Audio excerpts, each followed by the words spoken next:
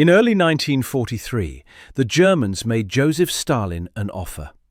His son Yakov had been rotting in a prisoner of war camp for 18 months. They'd captured him during the catastrophic encirclement at Smolensk, and they'd been milking his propaganda value ever since. Leaflets dropped over Soviet lines, radio broadcasts, photographs of the dictator's son looking healthy and cooperative in German custody. Now they wanted to trade. The deal was simple. Field Marshal Friedrich Paulus, the highest-ranking German officer ever captured alive, a man who just surrendered the entire 6th Army at Stalingrad, in exchange for Senior Lieutenant Yakov Dzhugashvili, a field marshal for a lieutenant, the commander who knew every secret of the Wehrmacht for a man whose only value was his father's name. Stalin's answer came back cold. "I will not trade a marshal for a lieutenant." And here's where people start fighting.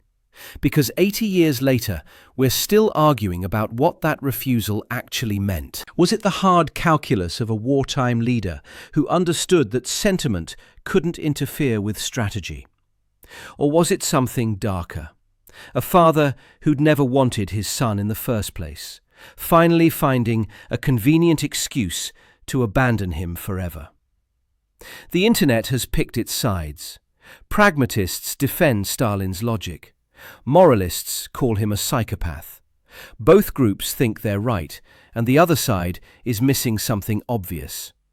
But what if they're both right? What if a man can make the strategically correct decision and be a monster at the same time? To understand the choice in 1943, we have to look at the man who made it. But first, let's give the pragmatists their due, because their case is stronger than you might think. Friedrich Paulus wasn't just any general. Before taking command of the 6th Army, he'd served as deputy chief of the German General Staff. He'd been present at the highest levels of Wehrmacht planning since 1940. This man had helped draft the operational plans for Barbarossa itself, the invasion that nearly destroyed the Soviet Union. He understood German operational methods inside and out, force dispositions across multiple fronts, the internal politics of the High Command, which generals were competent and which ones Hitler kept around for political loyalty.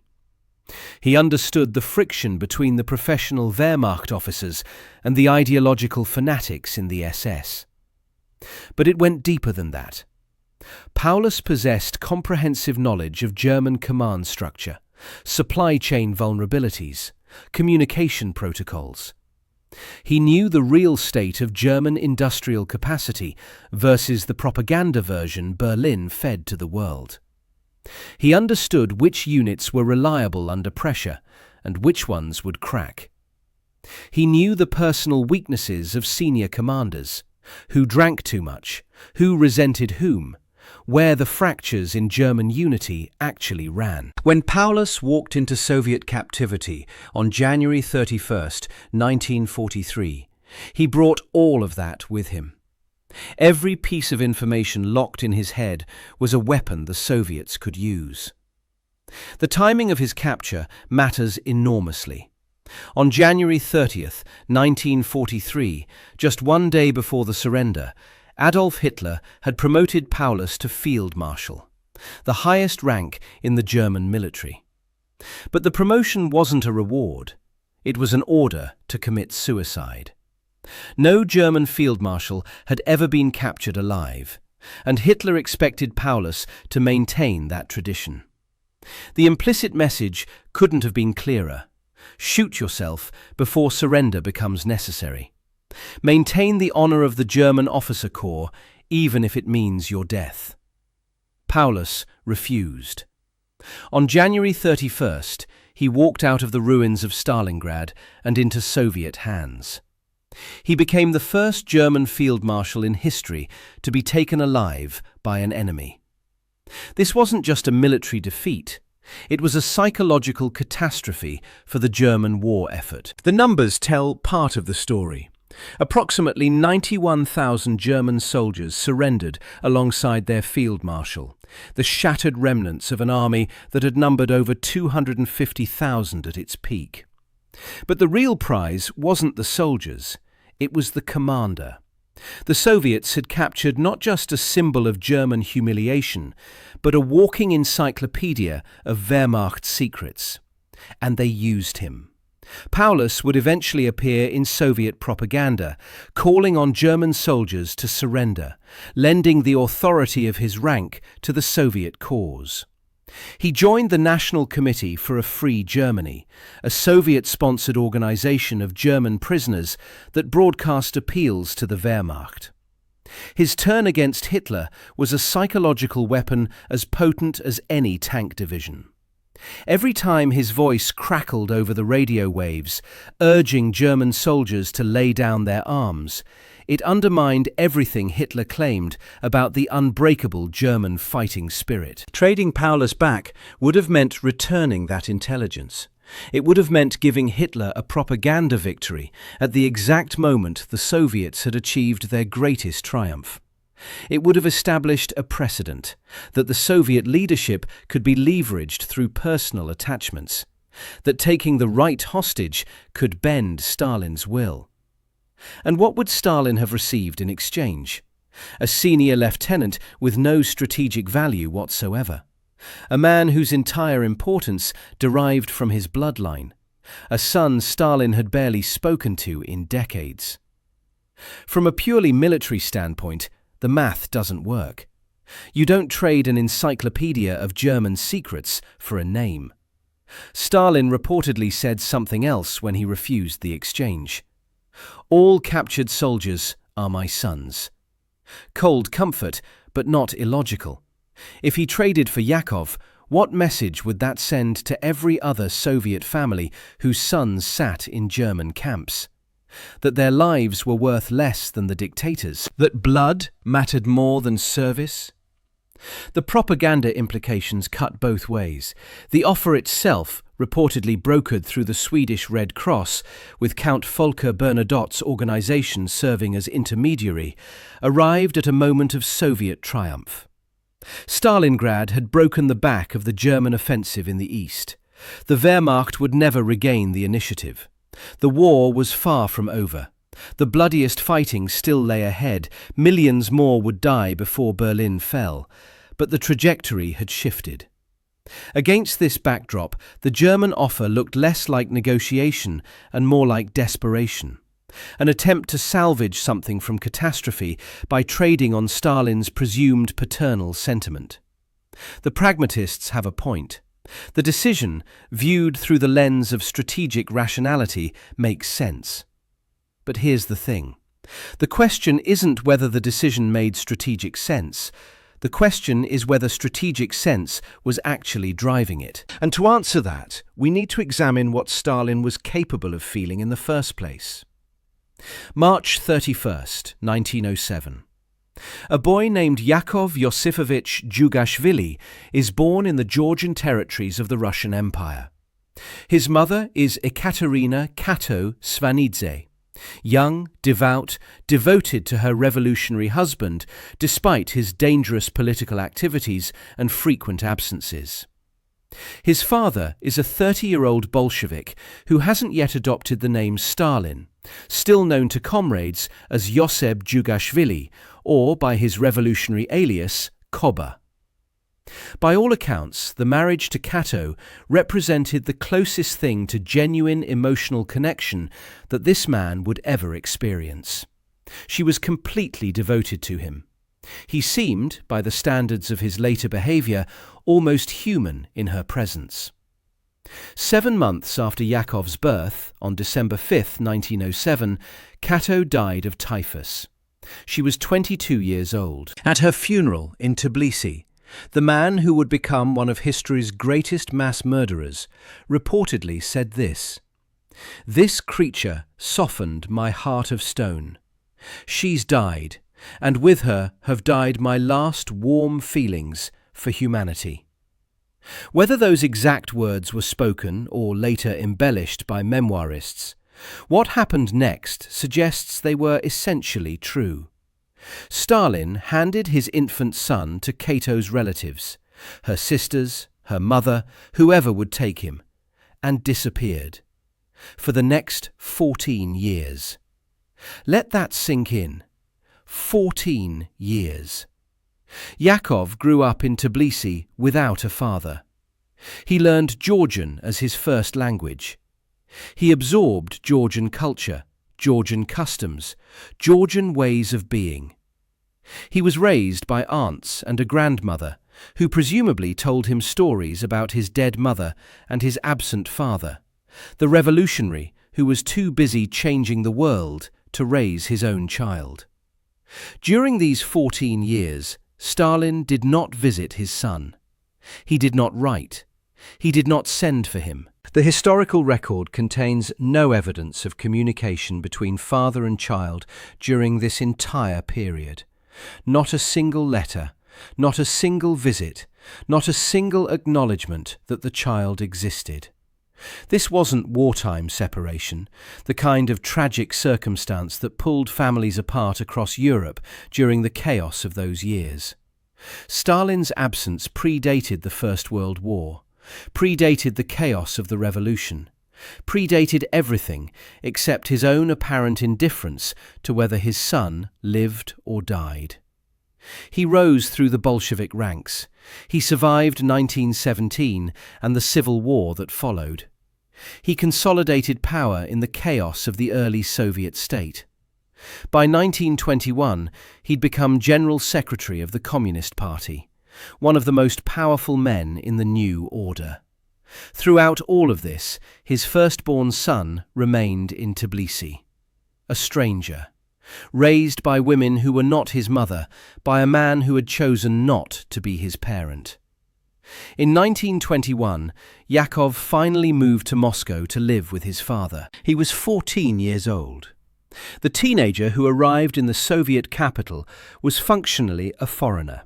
Georgian-speaking, Georgian-identifying, connected to Stalin only by biology and a surname that Stalin himself had abandoned in favor of his revolutionary pseudonym. Stalin had remarried by then, in 1919, to Nadezhda Alliluyeva, a much younger woman. She'd bear him 2 more children, Vasily in 1921, Svetlana in 1926. The household Yakov entered was organized around this new family. The presence of the Georgian son from the dead first wife, an inconvenience rather than a homecoming. In the family apartments at the Kremlin's amusement palace, Yakov wasn't given a bedroom. He was assigned to sleep in the dining room. Think about what that means. A 14-year-old boy, meeting his father for essentially the first time, placed in a room where the family eats rather than where the family sleeps. The message embedded in this arrangement required no translation. You're not fully part of this family. You don't merit private space. You exist on the margins of our domestic life. You are tolerated, not welcomed. And then there was the name. Stalin explicitly forbade his eldest son from using Stalin. While Vasily would be Vasily Stalin and Svetlana would be Svetlana Stalina, Yakov was required to keep using Dzhugashvili, the Georgian patronymic, the name of a man who no longer existed. This wasn't a minor bureaucratic distinction. In a system where Stalin was becoming synonymous with state power itself, where that name opened every door and commanded instant authority, the prohibition was a form of deliberate exclusion. Yakov had to watch his half-siblings receive the paternal recognition denied to him.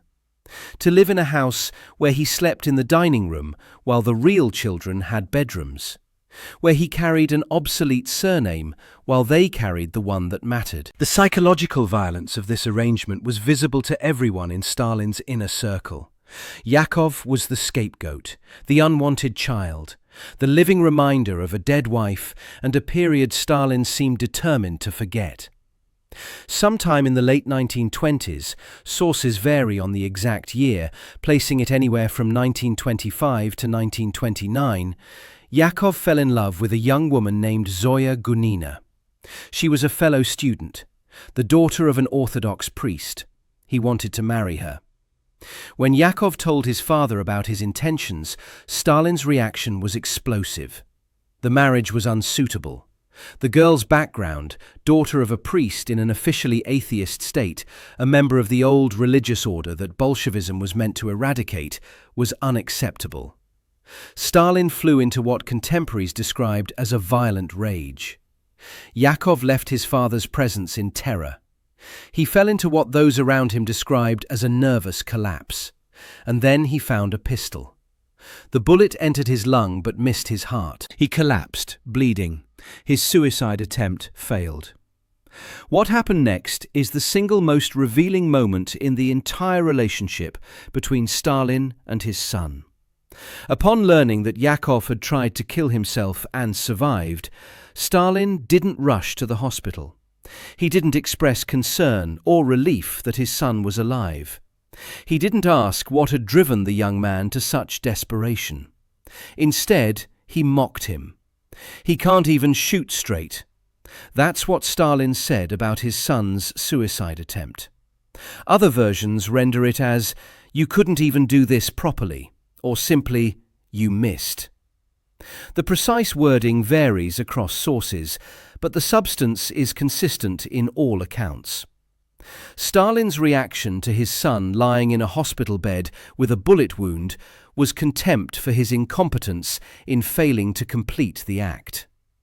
It was Nadezhda Alliluyeva, Stalin's second wife, Yakov's stepmother, who bandaged the wounds and called for a doctor, not the father. The stepmother showed more humanity than the biological parent. Yakov spent months recovering in that hospital. The physical wounds healed. The psychological wound of learning that your father's response to your attempted suicide was derision rather than concern, that never healed. How could it? Consider what this tells us about Stalin's psychology. His son tried to kill himself. The bullet missed the heart by inches.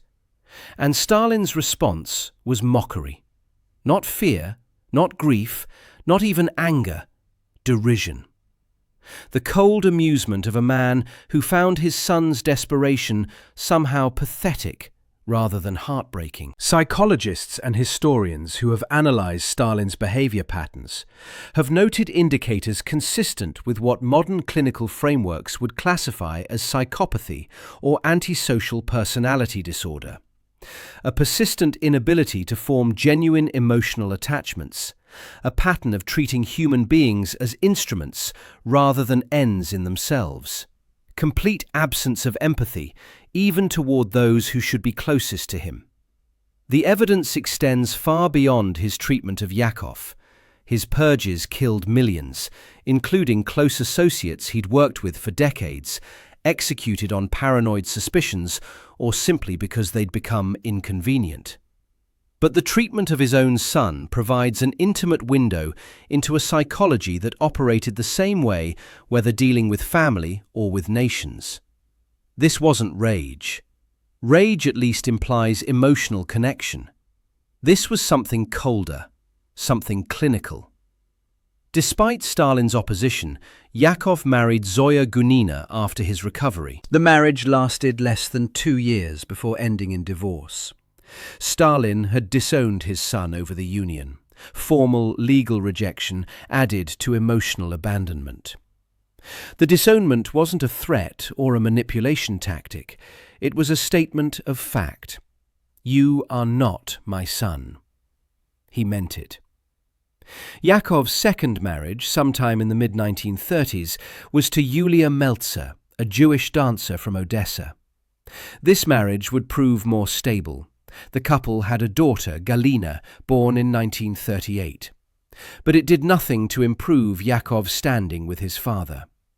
Stalin's anti-Semitism, which would intensify in his final years, may have further complicated his view of this match. But the historical record suggests he barely registered Yakov's domestic arrangements either way. His eldest son had long since ceased to matter. The pattern held firm. Yakov was to be ignored, excluded, treated as if his existence were an inconvenient footnote to his father's life, rather than a relationship requiring attention or care. Meanwhile, the other children received entirely different treatment. Vasily, despite showing signs of alcoholism and incompetence from an early age, was indulged, promoted through military ranks he hadn't earned, protected from the consequences of his failures. He received everything Yakov didn't: the name, the recognition, the paternal attention, even if that attention was inconsistent and sometimes brutal. When Vasily failed, he was given another chance. When Vasily embarrassed himself, it was covered up. When Vasily needed something, he got it. Svetlana was doted upon when young, treated as the apple of her father's eye in ways that Yakov had never experienced. She would later write memoirs describing her complex relationship with her father, the affection she received as a child, the distance that grew between them as she matured.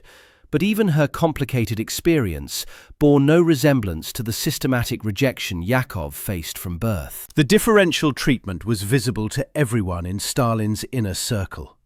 There was the favored family, and there was Yakov.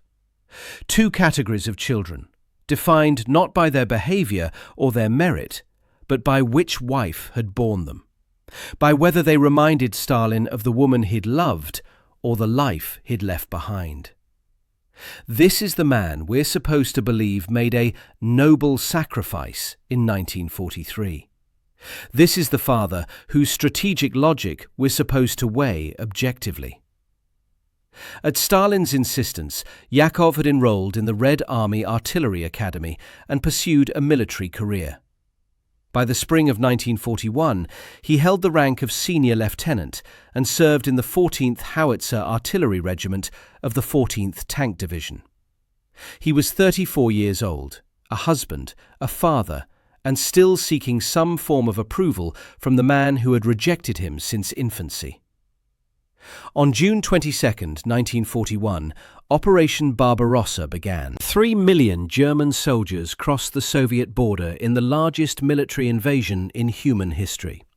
The Wehrmacht advanced at a pace that defied Soviet defensive planning, encircling entire armies, capturing hundreds of thousands of prisoners, driving toward Moscow and Leningrad with a speed that suggested the war might be over in weeks. Stalin's farewell to his eldest son consisted of a telephone call. The conversation was brief, 5 words: go and fight. No embrace, no blessing, no acknowledgement that this might be the last time father and son ever communicated. 34 years of whatever relationship they'd had condensed into a terse command: go and fight. That was it. That was everything.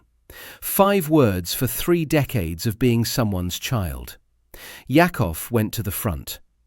The circumstances of Yakov Dzhugashvili's capture remain genuinely disputed, and a fair account requires presenting both versions. According to Artyom Sergeyev, a fellow officer who served alongside Yakov, the capture occurred during the catastrophic Battle of Smolensk. German forces had surrounded Yakov's battery. Orders came down to retreat, but Yakov refused to obey. Sergeyev later recalled, "The Germans surrounded Yakov's battery. The order was given to retreat, but Yakov did not obey the order. I tried to persuade him, but Yakov answered, 'I am the son of Stalin, and I do not permit the battery to retreat.'" In this version, Yakov was captured only because he wouldn't abandon his position and his guns. A soldier's son making a soldier's stand. Other sources, including declassified files from the Russian State Military Archive, tell a different story. Post-Soviet archival analysis suggests that Yakov may have surrendered willingly to German forces. The extensive interrogation recordings the Germans made, in which Yakov discussed his family and his relationship with his father in remarkable detail, have been cited as evidence that his cooperation was genuine rather than purely coerced. In those recordings, Yakov spoke about his childhood, about his father's coldness, about the distance between them, the kind of personal revelations that some historians interpret as voluntary rather than extracted under duress. What isn't disputed is the outcome. On or around July 16, 1941, during the Smolensk encirclement, in which approximately 300,000 Soviet soldiers were captured, Yakov Dzhugashvili became a prisoner of the German Reich. He was taken initially to the headquarters of Field Marshal General Gunther von Kluge, where the Germans immediately recognized the propaganda value of their catch. The son of Stalin was in German hands. Stalin's response unfolded in stages, each more revealing than the last. The public response came as disavowal. "I have no son called Yakov." The precise wording varies across sources, but the substance was consistent with the pattern established over 3 decades. Rejection, erasure, the denial of a son who had never been wanted in the first place. On August 16, 1941, Stalin issued Order Number 270.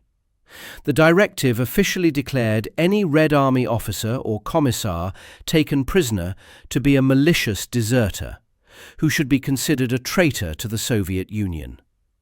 The order mandated that families of captured officers could be punished for their relatives' treachery. Surrender was not merely military failure, it was moral corruption, and the corruption extended to everyone connected to the surrendered soldier by blood or marriage. The ideological framework had immediate personal application. Yakov's wife, Yulia Meltzer, was arrested by the NKVD and sent to a prison camp. She would remain there for nearly 2 years. The official justification was suspicion that she had somehow influenced her husband to surrender rather than die in battle as a good Soviet soldier should. The timing and targeting suggest something more personal. Stalin needed to punish his son through the only means still available to him, by destroying what Yakov had loved. The woman who had given him a daughter, who had built a life with him despite his father's contempt, was now a prisoner because of that association. Stalin couldn't reach Yakov directly, so he reached him through Yulia. Meanwhile, the Germans wasted no time exploiting their prize. Leaflets were dropped over Soviet lines, showing photographs of Yakov in German custody.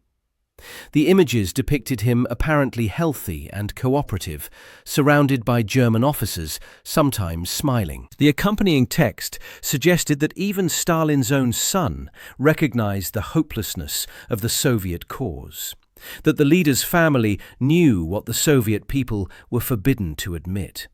The war was lost. German radio stations broadcast recordings from Yakov's interrogations. The sessions had been extensive.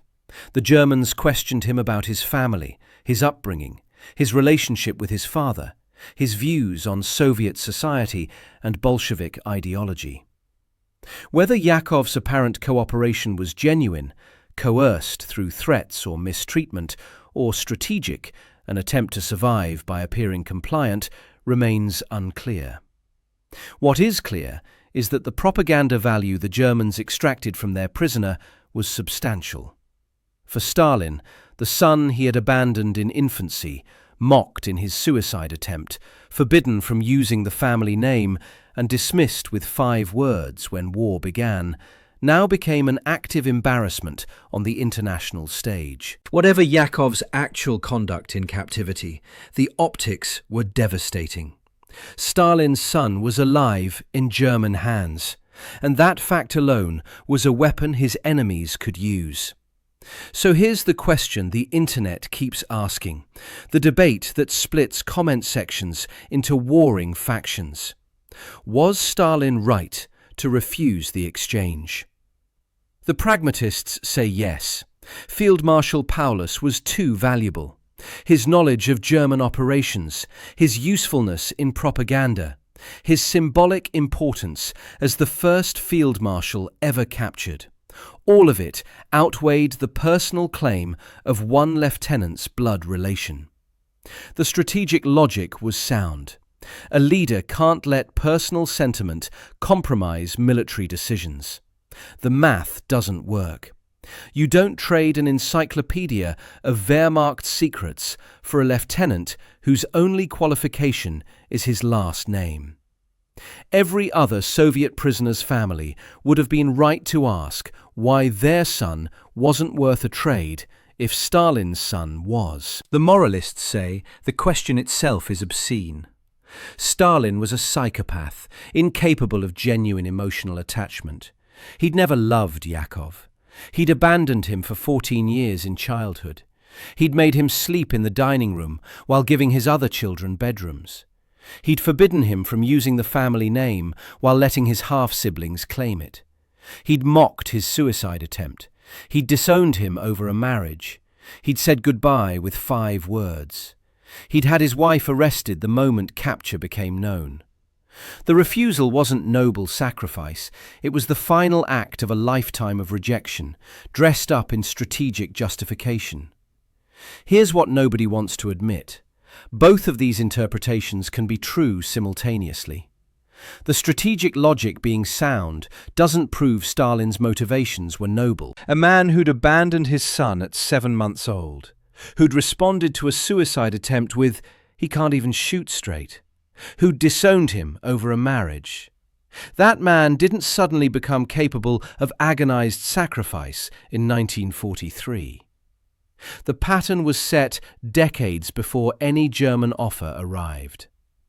The refusal to trade for Yakov was entirely consistent with 36 years of emotional abandonment. Stalin didn't have to choose between his strategic responsibilities and his paternal love. There was no paternal love to sacrifice. The German offer simply gave him a convenient framework for doing what he'd always done: nothing. Could another leader, one who genuinely loved their child, have made the same decision for purely strategic reasons? Probably. War demands terrible choices. Lincoln didn't negotiate with kidnappers. Churchill didn't bend to blackmail. Sometimes the hard decision is also the right decision, and the weight of that decision breaks the heart of the person who has to make it. But that's not what happened here. What happened here was a man who demonstrated across 3 decades that he was constitutionally incapable of prioritizing his son's welfare. A man whose pattern of cruelty and abandonment existed before any strategic considerations were on the table. The coldness was established independent of military necessity. The rejection predated the war by 34 years. The dining room bed, the forbidden surname, the mocked suicide, the disownment, the 5-word farewell. All of this happened before Paulus, before Stalingrad, before any German offer complicated the picture. Stalin made the strategically correct decision. He was also a monster who had never wanted to save his son in the first place. The two facts don't contradict each other. They coexist perfectly. The right thing happened, and the motivation behind it was hollow. This is the resolution the internet misses while arguing. The pragmatists aren't wrong about the strategy. The moralists aren't wrong about the psychology. Both factions are right. They're just arguing past each other because they think it has to be one or the other. It doesn't.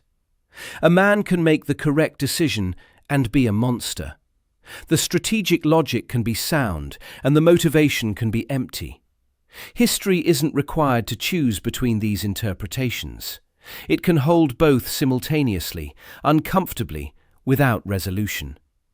Yakov Dzhugashvili remained in German captivity after his father refused the exchange.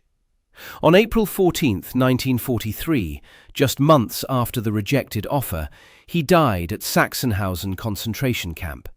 He was 36 years old. The circumstances of his death remain disputed to this day. Some say he threw himself against the electrified fence. Some say he was shot by guards. Some say something else entirely. Nobody knows for certain. He died having spent his entire life seeking approval from a father who declared at his mother's funeral that his capacity for love had died with her. This creature softened my heart of stone. She's died, and with her have died my last warm feelings for humanity. Stalin said those words in December 1907, when Yakov was 7 months old. Everything that followed was consistent with that declaration.